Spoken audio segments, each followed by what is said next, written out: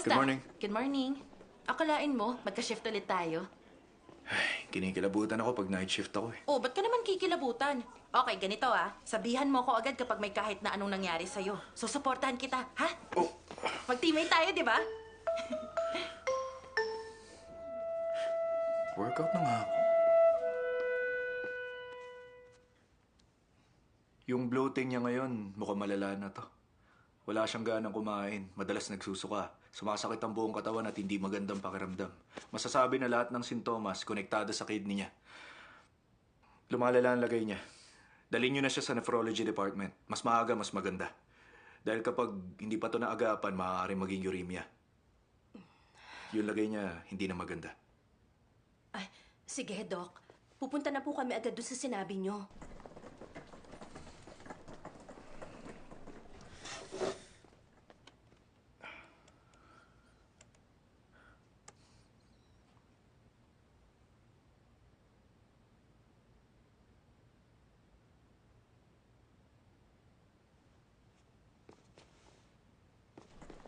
Papa, konti na lang gagaling ka na.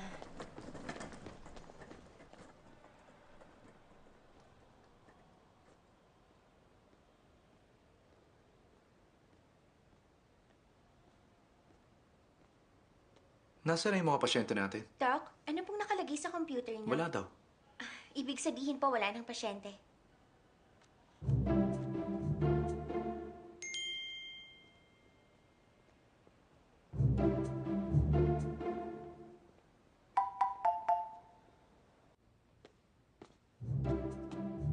Oh. Himala, hindi ka busy ngayon. Oo nga eh. Nakakagulat nga. Wala pang alas 6. Hindi kaya mas gumaling na yung medical skills ko? Kaya mas mabilis ko silang na-check up? Ilan bang pasyente yan? Ayun oh, 18. Marami na ba yung 18? Siyempre hindi, kumpara sa'yo. Ibang klase ka eh. Alam mo, hindi lagi nangyayari yung ganitong pareho tayong libre.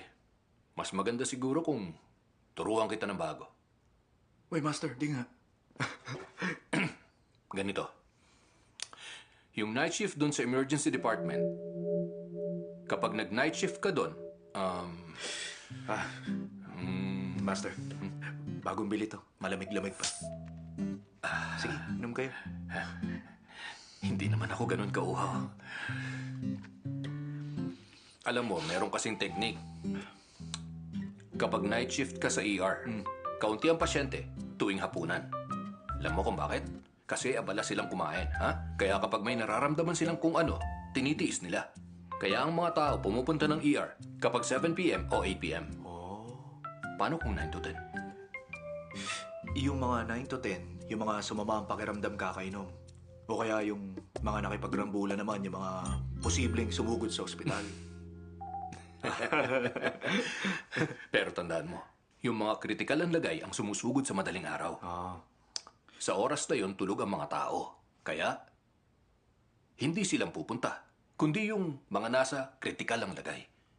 At yun din ang oras na pinakainaantok ka. Kaya, pati ikaw, wala sa ulirat. Kaya paalalahanan kita, para sa susugod ng mga ganong oras, ha? Ano mang sintomas ang meron sila, dapat kang maging alerto sa paggamot sa kanila. Gaano man kababaw ang sintomas nila, baka nakamamatay pala.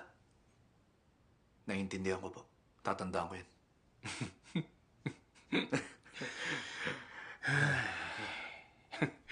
Dahil kitang-kita ko kung gaano ka kasipag sa trabahong to, may premyo ka sa akin. Ipapatikim ko sa iyo ang specialty ko.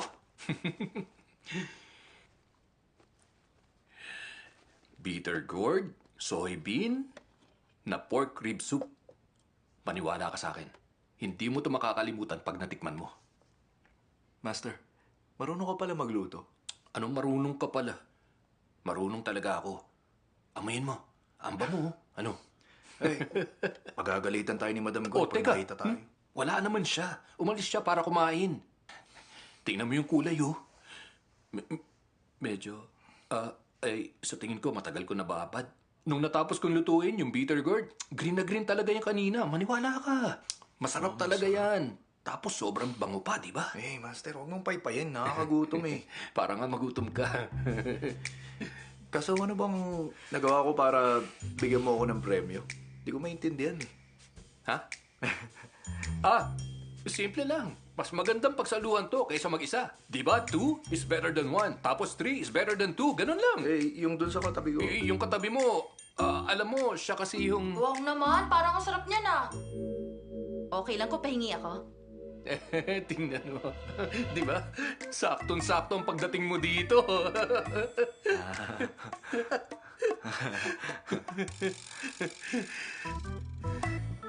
Ano? Sige, mauuna na ako ah. Siya. Sige lang, kain. Yun lahat yan. Master, alam mo, itong pork ribs, di lang masarap eh. Sa sobrang lambot, di ko na kailangan kagatin eh. Pwede rin nguyain yung buto. Subukan mo. Sobrang lambot. Siguro higit 2 oras mong niluto to. Pinakulo ko, tapos saka hininaan yung apoy. 2 oras din yun. Teka, Master. Fit ba ito nasa bibig ko, ha? Pinaghirapan ko yan eh. Binaliwala mo lang yung pinasarap kong recipe. Nakakain ba to? Oo. Huwag mo kainin yan. Ano ka ba? Nutmeg ang tawag dyan para matanggal yung lansa ng karne. Pero oo, nakakain nga yan. Pampatibay ng spleen at tiyan. Kainin mo na yan. Lakas ng amoy nito. Pahingi din akong sabaw. Hindi na, wag na. Sayang lang sa'yo. Konti lang naman. Hindi na, akin na. Sige Hindi na pwede, naman, oh. sabing wag Konti na. lang. Hindi na Ang para sarap sa'yo kasi. ito. Pahingi Ano pa ka, ako. Hilo? Hindi mo nga alam ang Alamin ko pagkakaiba talaga ng next bigat, time. Sige na. nutmeg. Ayan. Para sa'yo itong lahat. Ang ganitong kasarap na sabaw, dapat kinakain ng magandang babaeng gaya mo. Simula ngayon, ikaw nang malapit kong kaibigan. Ubus na. Wala na? Ubus na talaga? wala na. Ayan, wala na.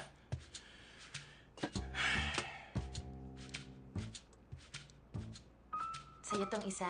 Ha? Di ba? Buti pa siya, oh. Ang bait niya. Ang sarap. Oy, Dr. Lu, ang galing mo. Ang sarap mong magluto ng sabaw. Siguradong maswerte sa'yo asawa mo. Wala pa akong asawa. Ha? Hindi nga. O, di ba? Ha?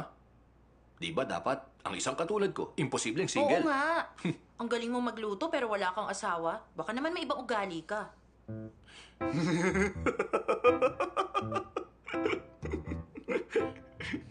Hindi sa Napansin mo ganun. yun? Sorry na, mali yung pagkakasabi ko. Sorry talaga. Ulitin mo? Dahil sobrang galing mo sa pagluluto, siguradong magaling ka rin sa ibang bagay. Narinig mo yan?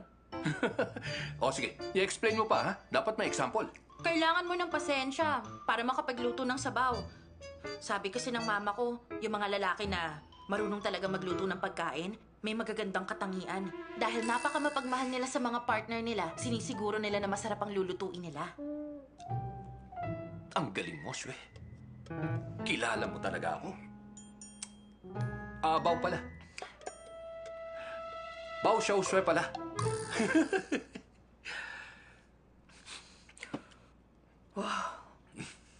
Busog na ako. Dr. Lu, dapat lagi mo ako sabihin kapag nagbaong ka. Oo, syempre. Salamat. Tapos na kayo, no? Ako na maghuhugas ng mga Uy, to. hindi. Huwag na. Ayos lang, maghuhugas din naman ako Huwag na. Alam kong busy ka din, kaya mauna ka na. Sige, lakad na. Oh, eto. Salamat po, Dr. Lu. Una na ako, Bye-bye! Kung gusto mo, yun ulit next time. Hugasan mo yan lahat, ha?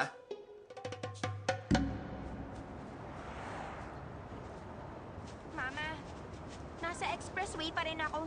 Nasiraan yung bus eh. 3 to 4 hours pa daw bago maayos. Opo. Mauna na kayong kumain, huwag niyo na ako hintayin. Opo. Sige, bababa ko na.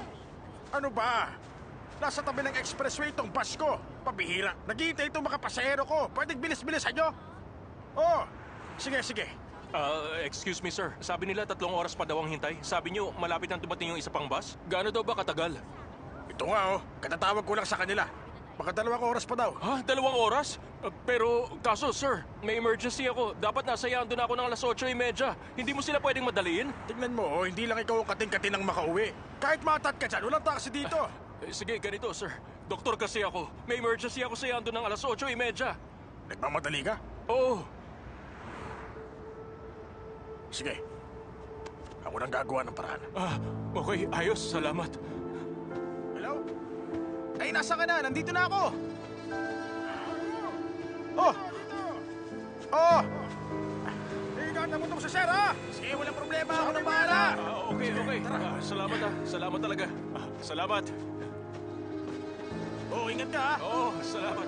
Naku, maraming salamat Sige lang, walang problema. Salamat ulit. Sige lang. Ingat ka sa hapakan. Oo, saan pala yung sasakyan mo? Nandun, sunod ka lang sa akin. Oo, sige.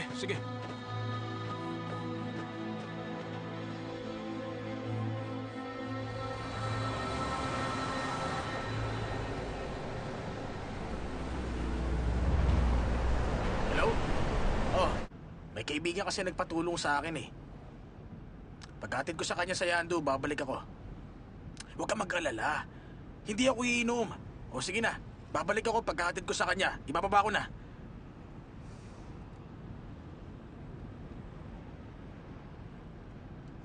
Manong, Ha? pasensya na talaga kayo sa abala. Ayos lang. Magkano nga pala ang bayad ko sa'yo? Di ba doon tayo sa may Yando? Oo. 24,000. 24,000? Sobrang mahal naman. Hindi mo rin sinabi sa akin kanina. Bakit? Di ba ang sabi mo nagmamadali ka na? O sige, hindi pa naman tayo gano'n nakakalayo eh. Kung gusto mo, ibabalik na lang kita doon. Tapos mag-abang ka na lang ng bus kung darating. Hindi, wag. Please, wag na. Sige, tuloy na tayo. Pero Manong, hindi ba parang inuututan mo lang ako ng pera? Oy pre, hindi ako taxi driver, no? Ha? Nakikita mo yung mga package sa likod? Higit pa sa singil ko ang isang delivery ko ng mga yan. Tsaka isipin mo rin, ako na nga ito tumutulong sa'yo eh. Malapit na rin gumabi. Imposible kang makahanap ng masasakyan sa lugar na yon. At saka kung gabi na, mas mataas pa doon ang dapat na singilin ko. Tuloy pa ba tayo o hindi na? Kung tuloy pa, pakiscan itong QR code. Hindi na Ganun tumanggi. kailangan. Ika-cash ko na lang. Okay.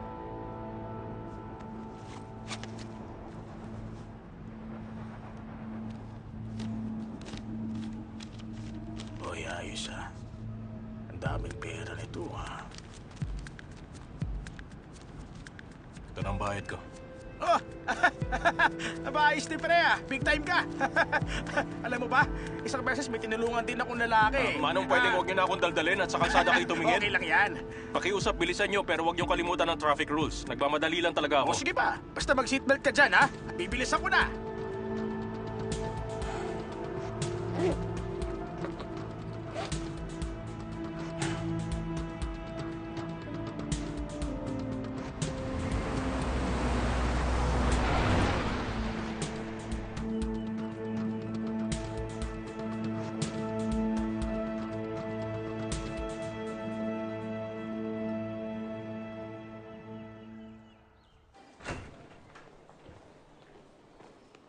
Suotin mo na to, Ma. Sige na, Ma. Ikaw si Wang Liping, tama? Suotin mo ba? Ikaw si Elsa. Sige po, Dok. Ano po bang resulta ng check-up ko? Suot mo na, Sige na, Ma. mamaya. Yung glycated hemoglobin mo, mataas-taas ha? Ha? Mama.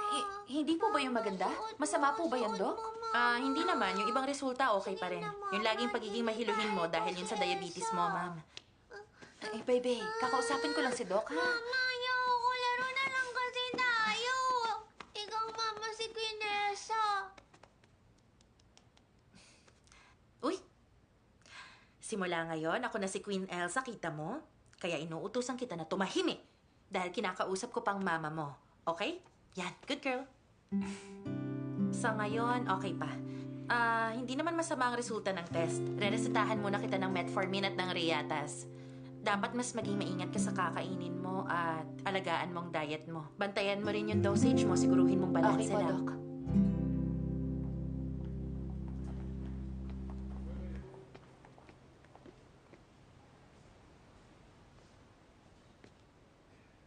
Doc. Uy, Dr. Lu. Anong tinitingnan niyo? Ang saya niyo ah. Wala naman, no?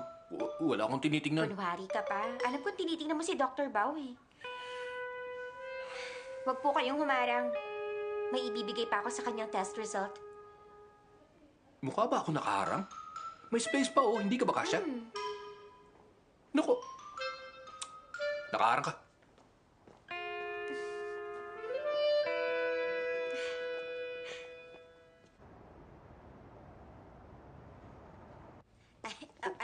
Ano bang ginagawa niyo, ma'am? Kakausapin ko lang sandali si Teka, Doktora, ha? bakit? Ospital mo ba to? Ganito, sir. Yung cholecystitis mo, hindi pa naman ganun kalala, kaya hindi nyo pa kailangan ng surgery. Ito yung reseta, ha? Tumapit ka nga dyan! O yan, Dok, pakicheck nga itong lahat swerte? ko. Teka, ano ba? Tama na yan! Saglit ko lang naman siyang titingnan, tapos magwawala ka pa? Alam niyo, Dok, nakapila ako doon. Ba't gampi ka dyan? Eh, siya nga to sumingit sa pila. Dr. Wang, pakisabi sa security, palabasin muna si sir. Sabi ko nga, sandali Ako talaga lang paalisin ito. mo kahit ako yung pumila ng tama? Hindi ba parang unfair naman nun? Siya nga yung sumingit lang Ano eh. sumingit ako? Hindi nga. Sige, Sabi ko, ipapakita ko sa inyo ngayon kung anong hindi tamang gawin. Hoy! Teka! Ipapagpulis na Hoy! Tumigil na nga kayo! Wala kayo sa palengke!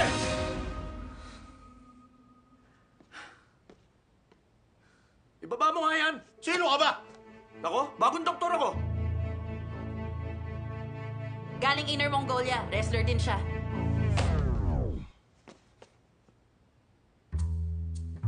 Wala man lang ba kayong respeto? Para sa iba pang pasyente na naghihintay sa labas?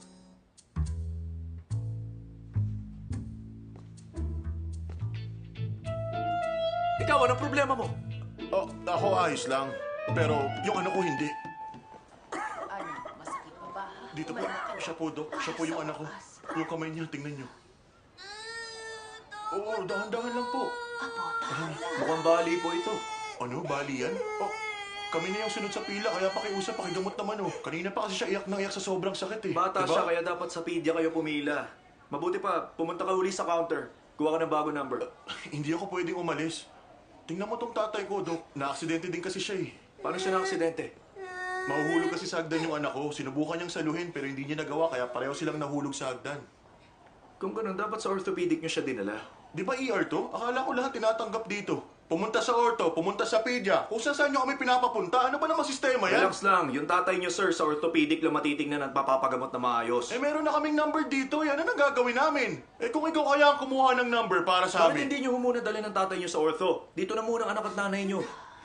Bawal pumunta sa kung saan-saan ang nanay ko. Dahil sa nangyari sa anak at tatay ko, sinumpong yung sakit niya dati. Di ba nga ang sabi ko sa'yo? Huwag mo na akong Ma, pansinin! pwede ba? Sandali lang muna. Kinikwento Ilang mo beses na dyan siyang sa nagsusuka. doktor. Tapos sinasabi niya hindi naman Hindi malala yung para sakit sa niya. akin. Nagsusuka? Ma, pwede ba tumigil ka nga dyan? Sumasakit yung ulo ko lang dahil sa'yo eh. Ay, nako. Lola, kalma lang po. Lola, kalma lang kayo. Nahihilo at nagsusuka po ba kayo? Para din po bang masikip ang dibdib niyo? Naninikip nga ang dibdib ko simula nang pumunta kami dito sa may ospital. Baka myocardial infarction to. Nurse, patanong mo libre yung CT lab. Anak Uy! ko! Doktor, Sir! tulungan niyo ang anak ko! Tulong! Patulong ako dito! Dr. Bao! Okay, teka. May dalawang surgery tayo. Isa sa myocardial infarction, isa para sa pacemaker. Handa na ba yung catheter room? Wala pa raw yung doktor mula sa Green Channel. Seryoso ka ba? Sino ba kasi dapat yun? Si Dr. Suwenda.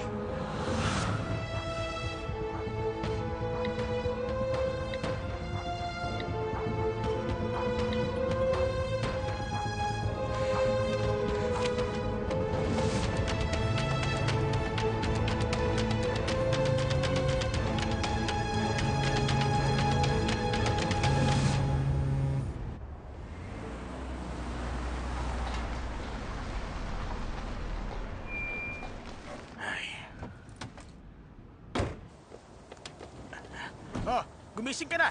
Nandito na tayo. Nandito na tayo. Gising na. Oo. Nasayando na tayo. Ayos. Sige, salamat.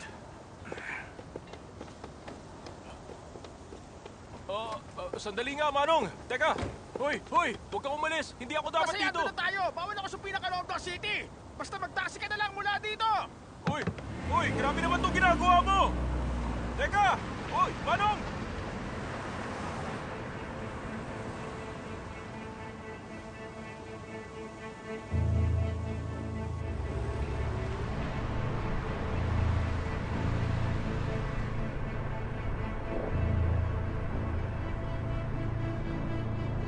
Hoy, Jack. Natin ko na yung doktor. Sinigil ko ng 24K. 4K yung sa'yo, ha? Na-transfer ko na sa'yo. Jack, maraming salamat, ha?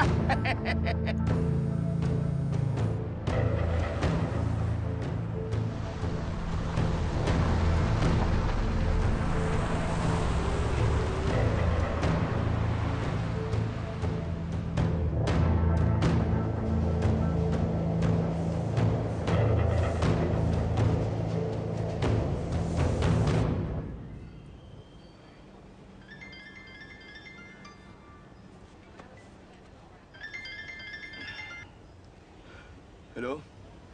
Alam mo ba kung nasa si Dr. Su ngayon? Malay ko kung nasan siya. Dalawang surgery naghihintay sa kanya pero hindi siya matawagan. May landline number ka ba niya? Wala, no? Maghanap muna kayo ng iba. Baka hindi na makaabot yun. Bakit hindi? Huwag ka na magtanong, maghanap ka na lang. Ha?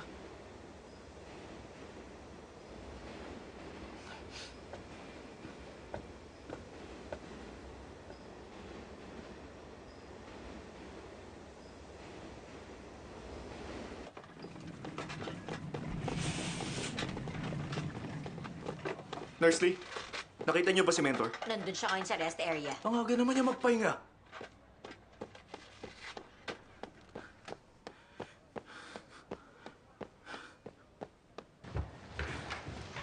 Master, bumangon po kayo. May dalawang surgery tayong gagawin.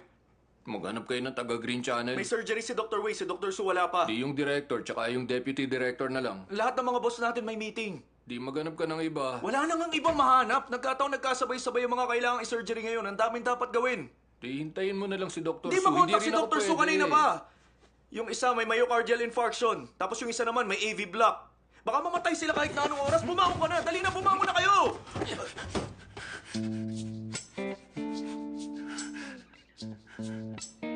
Ano nangyari? Ay, nako. Doktor ka pero kumain ka ng nutmeg kahit allergic sa'yo. Ngayon, nagagamot ka na nga, nagpaturo ka pa. Parang hindi mo alam naman ang side effects to. Mas alam ko kaysa sa'yo kung anong side effects nito. Pero ito ng pinakamabilis na paraan. Sige, ako nang gagawa. Pag nakita ka ng staff, 1 taon mo silang mapapatawa. Sige, ako na. Ay, pero yung recipe, hindi ko pa rin papalitan kahit ganito. Master, kakayanin mo pa rin ba mag-surgery? Namamagalang ang mata ko. Hindi ako bulag. Tara. Master, sure ka may nakikita ka pa? Medyo limitado lang ang nakikita ko. Masasanay din ako. Tabi nga dyan.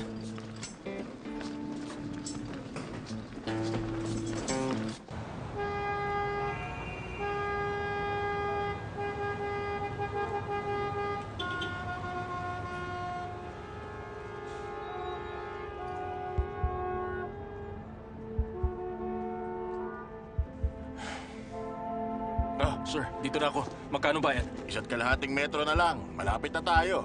Nasaan yung phone ko? 1,000 lang. Ay. Ikakash ko na lang. Oh, ito. Oh, Salamat.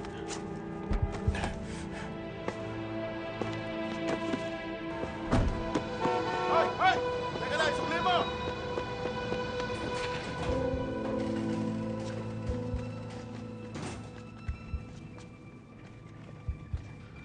Nakontak na yung ibang kamag-anak niya? Wala na raw siya ibang kamag-anak. Yung tatay ang pumirma sa approval. Yung asawa mo, Divorced na kami. meron ka ba mga kapatid? Ang tanging bagay na alam ko, yun ang pag-aalaga sa matatanda't bata nang walang kahit sinong tumutulong. Walang nandyan para tulungan ako. Ayos ng lagay ng anak at tatay mo. Makikita mo sila after ng surgery.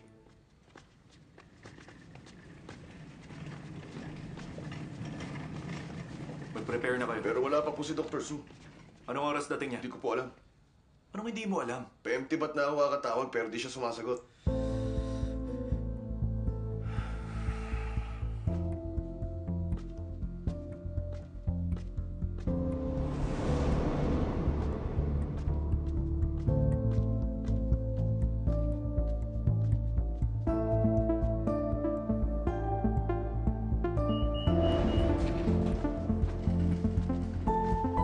Oh, yung mga mata mo. Nandito ako. Kaya mo ba talaga? Sarili mong tanungin mo. Lola. Puncture procedure po ang operasyon nyo. Pagkatapos, ang gagawin natin... Kumusta na ang anak ko? Mayroong problema sa blood vessels niya. Kakabitan siya ng pacemaker. Ano ba yung cardiac conduction? Masakit ba yon? Depende po sa sitwasyon, Lola. Mas malala po ang lagay niyo sa kanya. Kailangan kang operahan. Nagkakagilap kayo ng doktor kanina, di ba? Maasikaso rin ba siya? Mukhang sinisimulan na nila doon. Huwag ka mag-alala. Paano naman yung apo ko? Huwag kayong mag-alala. Huwag kayong malikot dyan, ha?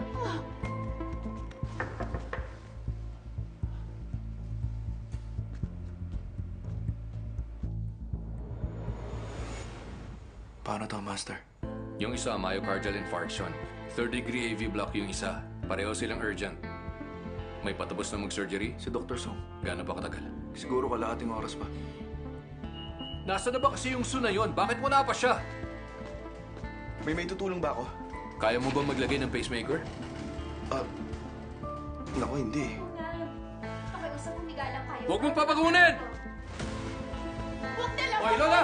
Pakiusap po namin. Humigalan po kayo dyan! Bigalan po kayo. Hinahanda na namin ang operasyon, kaya dapat ipanatag yung loob nyo. Doktor, nakikiusap po ako sa inyo. Unahin niyo maoperahan ang anak ko. Handa na ako mamatay sa edad kong ito, pero masyadong pang bata ang anak ko. Kung masyadong mataas ang emosyon nyo, baka yun pang ikapahamak ng buhay nyo. Kaya naman natin mag-opera ng sabay. Sang lupaanop ka ba nagpunta? Ha? Oh, Louie, kung pagagalitan mo ako pagkatapos na lang ng surgery, papunta na akong catheter room 1. Sige na. Sakali kita dyan eh. Sa tingin ko, hindi gaanong malala. Hindi naman apektado yung chest, pati ang lungs mo. Pero mukhang apektado nito ang breast mo. Sige, ganito. Bibigyan kita ng Kaya mo yan! request para sa ultrasound. Sige po. Okay, tapos pag may resulta na, balikan mo ako para ma-evaluate natin agad. Sige. Okay na. Sige, salamat po. Walang anuman. Lolo, bilisan niyo naman po. Sige, sugod! Sugod!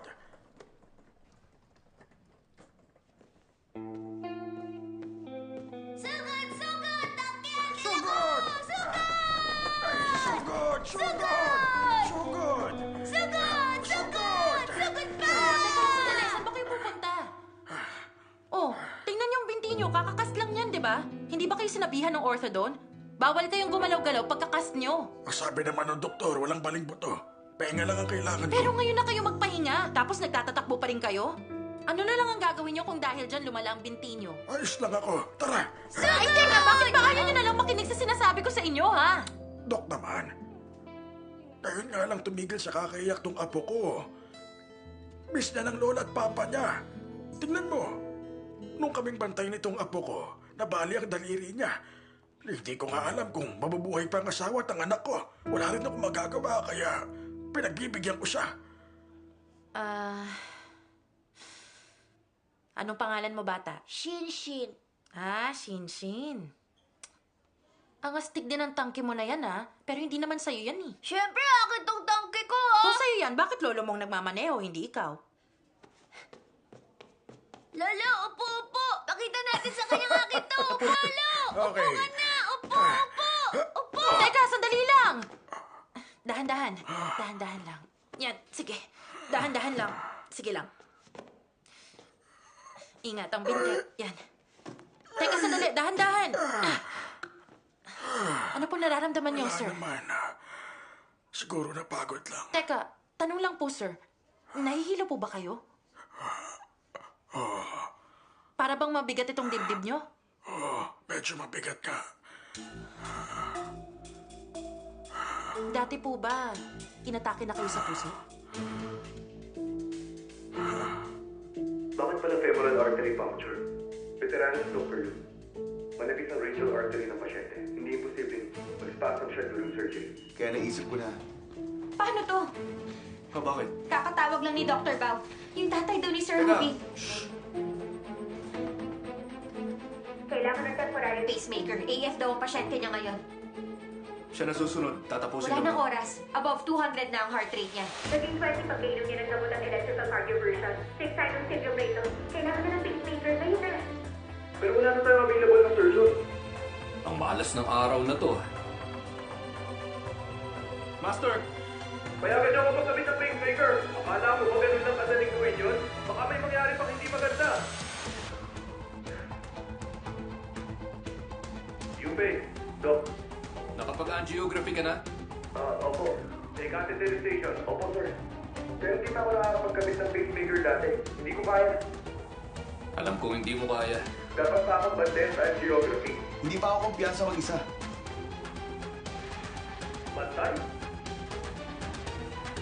Meron ako naisip.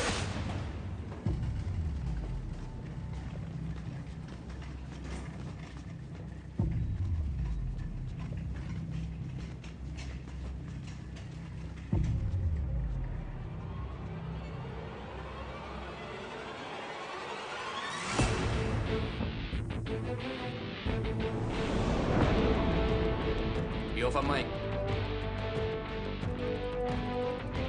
Nasa catheter room 3 ang nanay ni Hubin na may myocardial infarction. Lalagyan siya ng stent. Ako ang main surgeon.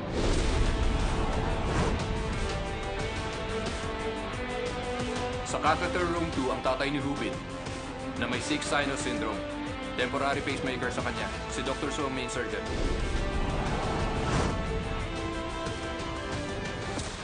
Dun sa catheter room 1, si Hubin, na may 3rd-degree AV block, kakabitan ng permanent pacemaker.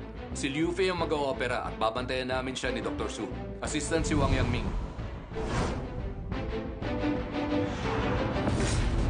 Priority nyo, disinfection at pagbigay ng anesthesia sa pasyente. Para sa venipuncture procedure, iligay nyo ang guide wire sa inferior vena cava para makapagbigay daan. The rest, ako o si Dr. Su ang gagawa, depende kung sinong una matatapos sa surgery. Malinaw ba sinabi ko? Opo. Yung pinakapasaway, yung pinakaunang sumagot. Yufei, bantayan mo yan, ha? Bawal siya magkamali ulit. Pero, Alam kong wala kang tiwala sa sarili mo. Pero gano'n naman lahat sa una. Kakaibang sitwasyon natin ngayon. Kaya wala tayong kahit anong magagawa. Alam kong pinipilit kita mag-opera. Huwag kang mag-alala. Ako at si Su, hindi ka namin pababayaan.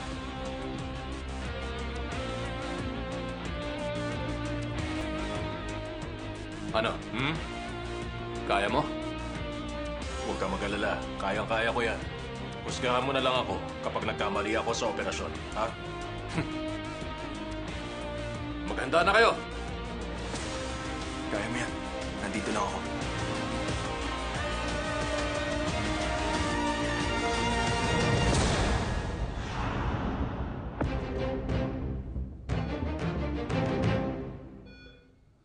Kakaiba ang kalagayan mo. Ikukumplete anesthesia ka. Yung haba ng tulog ng pasyente, depende sa dosage ng anesthesia at sa resistance mo sa ibibigay na gamot. Kapag tapos na ang surgery ko, tapos na rin ba ang operasyon ni na Mama at Papa?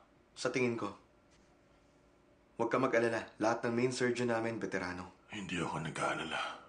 Umaasa lang ako na kaming tatlo makakalabas ng surgery room ng buhay at ligtas. Yun ang iniisip ko. At kung meron mang mamamatay sa amin, sana ako na lang, hindi sila. Huwag ka mag-alala. Magagawa niyong tatlo na makasurvive dito. Sige na, tama na yung dandalan nyo dyan!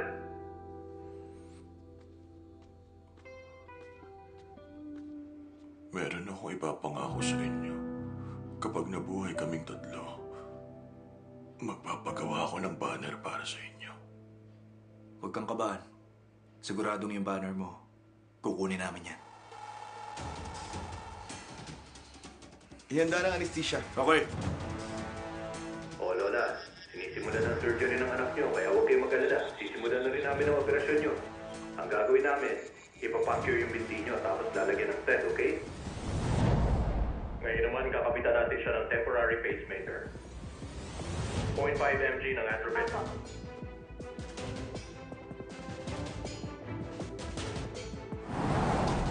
Gumagana anesthesia.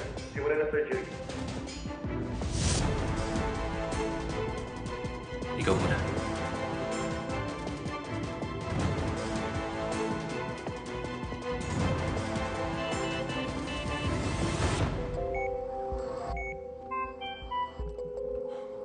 Ayan, normal ng heartbeat niya.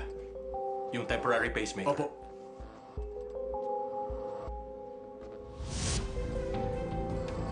Hiwain yung left clavicle niya. Para sa tenography. Yufei, tandaan mo, huwag mong lalaliman. Huwag mong kalimutan yung sinabi ko dapat mapansin mo, okay?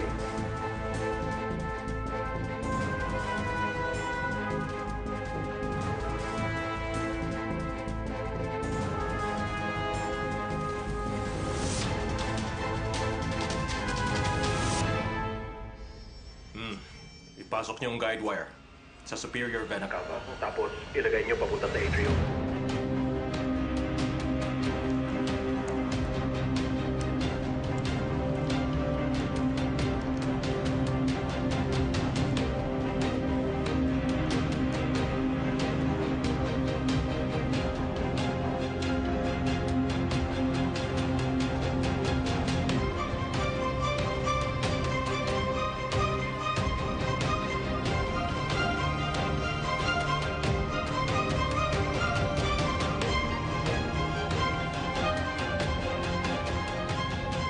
Naharangan ng guide wire. Hindi mapasok sa SVC.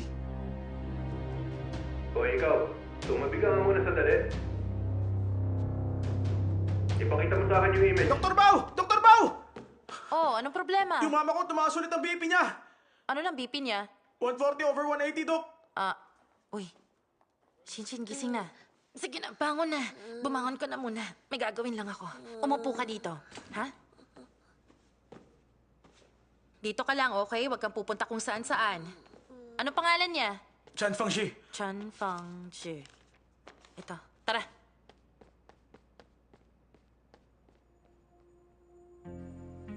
I-adjust yung direksyon ng guide wire. Dapat pa clockwise. Sige pa, baliktad naman. Pihit pa. Ganyan. Yan. Sige. Ilang beses ko nang pinihit. Pero ayaw pumasok sa right SVC niya. Mag-inject ng contrast agent sa right cubical vein. Yan geography nyo.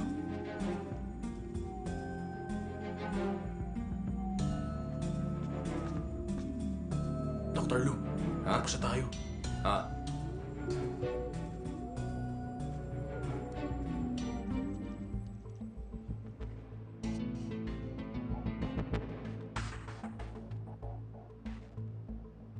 Wala siyang right superior vena cava.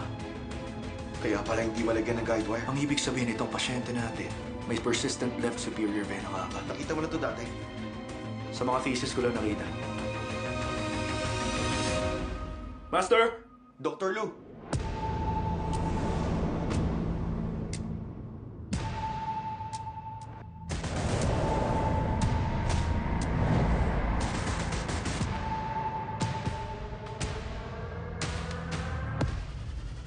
Tinitingnan ni Dr. Louie yung pinakamakipot na madadaanan. Wala siyang oras para sa inyo. Pakisend yung image dito sa akin sa catheter room 1.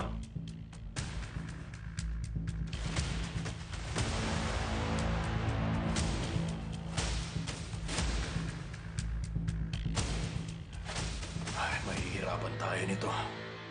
Congenital vascular malformation yan. I-puncture niyo yung kaliwang siko. Tapos i-venography niyo. Injecting contrast agent.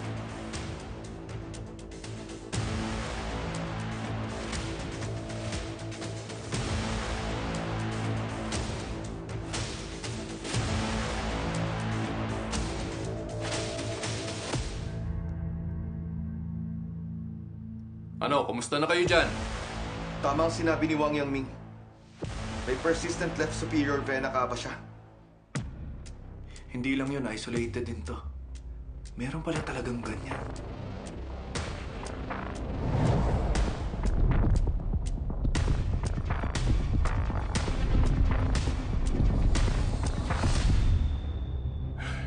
Sa 1,000 operasyon, ngayon lang yan nangyari. Pero kayo, first time pa lang, meron na. Grabe. Bali, 3 parts per million, tama? Inaaral namin yun ng supervisor ko na nag-PhD ako. Noon, siyang na kaso pa naman na itatala. Tapos 44% lang ang success rate ng installation. 11% dislocation rate. Ano lang gagawin natin? Ayon sa pag-aaral, pwede lang nating ikabit ang pacemaker sa left superior. Superior vena cava. Yung installation at stabilization ng pacemaker, sobrang hirap. Yung ganong surgery, wala pa ako nagagawang ganon. Ayos lang. Malapit na ako matapos. Ako magkakabit ng pacemaker. I-ready yung stand. Opo. Malapit na rin ako matapos dito. Sandali lang. Patapos na ako. Nurse, dapat may bantay yung lola doon. Pagtapos na yung drip, tawagan niyo ako.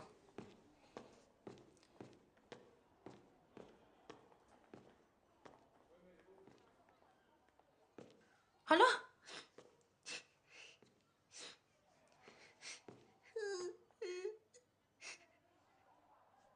Shinshin? Shinshin? Oh. Anong ginagawa mo dyan? Ate Doc, Bakit? sina Lolo, Lola at Papa, iniwan na ako. Umalis na sila. Ano? Hindi, no. Silang tatlo, meron lang silang ginagawa. Susunduin ka nila mamaya. Tsaka bakit ka naman nila iiwanan? Sinungaling ka. Iniwan na nila ako. Wala na sila. Ay, naku, huwag kang umiyak, huwag kang umiyak. Ay, naku, kung maniwala ka sa akin, hindi yan totoo. Naku, hindi kita iiwan, okay? Tahan na. Good boy yan.